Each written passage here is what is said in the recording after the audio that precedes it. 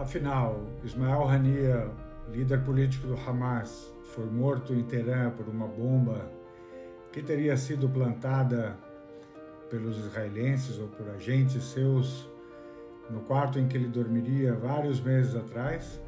Ou será que ele foi morto, como foi noticiado de início, por um ataque com um avião F-35, ou seja, num bombardeio?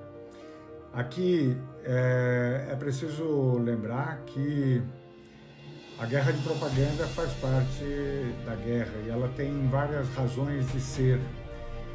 Por isso, depois dos dois ataques extremamente importantes feitos por Israel, desses dois lances super ousados, né? Um ataque contra Beirute que matou o líder militar do Hezbollah, um ataque contra Teherã que matou Haniyeh.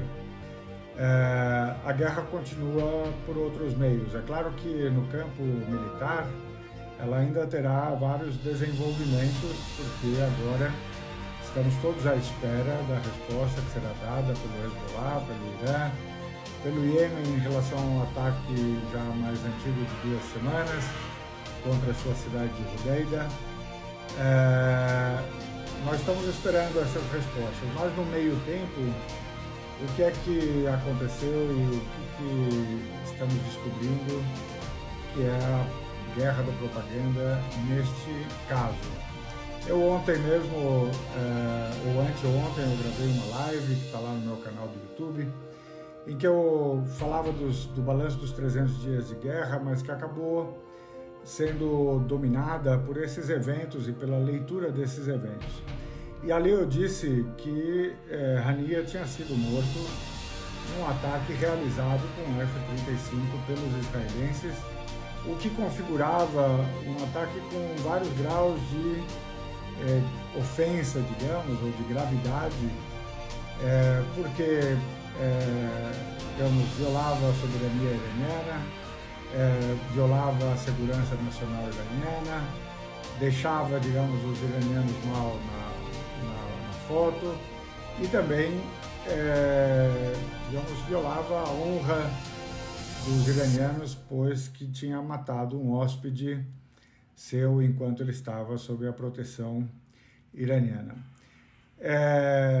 Hoje, ao ler os jornais, eu pensei comigo, talvez eu deva voltar ao meu vídeo ou gravar um outro e dizer que eu errei, né? Porque eu falei de um ataque com um avião e agora teríamos descobrido que não, que foi...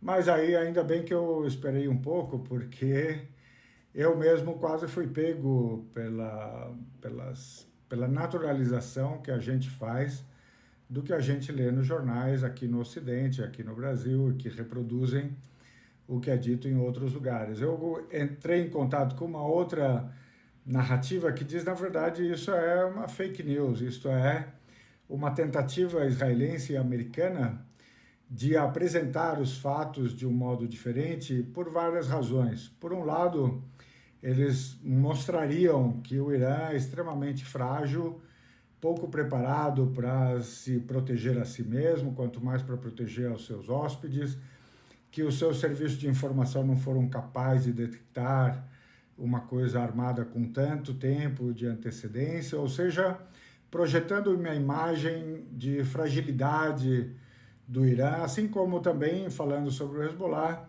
eles tentam projetar essa imagem e dizer que o Hezbollah não é capaz de se proteger no seu próprio bairro, digamos, no seu próprio QG em Beirute. Mas no caso do Irã, isso era muito mais importante. Não só projetar uma imagem negativa de fragilidade do Irã, mas também de dizer que não cabe uma resposta iraniana com força, com a mesma força, por exemplo, que o Irã respondeu em abril deste ano, quando lançou um ataque com vários drones e foguetes contra Israel.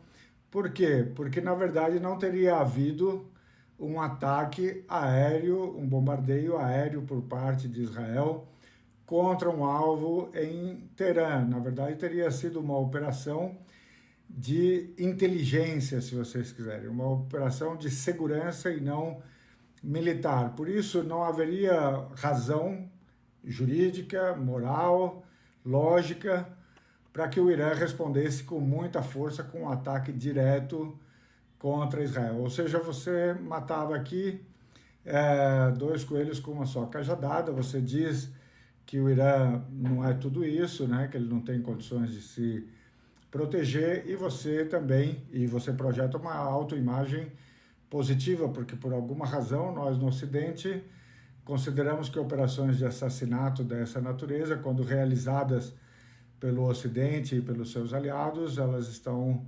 dentro da normalidade, são até admiráveis, porque demonstram a capacidade de ação e de planejamento e a inteligência, a coleta de informação. Mas quando algum outro ator resolve fazer um assassinato dessa natureza, a gente sempre acha que é muito mal, o que está revelando, na verdade, cada vez mais a nossa hipocrisia aqui no Ocidente. Então, e por outro lado, dizer, o Irã não pode nos atacar, porque na verdade não foi um ataque contra a soberania iraniana. Mas tudo isso em vão, porque na verdade, apesar disto circular livremente nos nossos jornais aqui, inclusive nos Estados Unidos, há meios bastante importantes e que estudam relações internacionais que estão desconfiados de que essa informação talvez tenha sido plantada nos jornais americanos pelo serviço de inteligência israelense para justamente projetar essa imagem e coletar esses pontos na guerra de propaganda. Mas isso servirá de pouco na guerra real, porque logo mais nós teremos as respostas e nós saberemos melhor, inclusive se Israel está em condições de se defender apropriadamente. Então, sigamos, mas tomemos cuidado com a confiança que podemos ter nas notícias.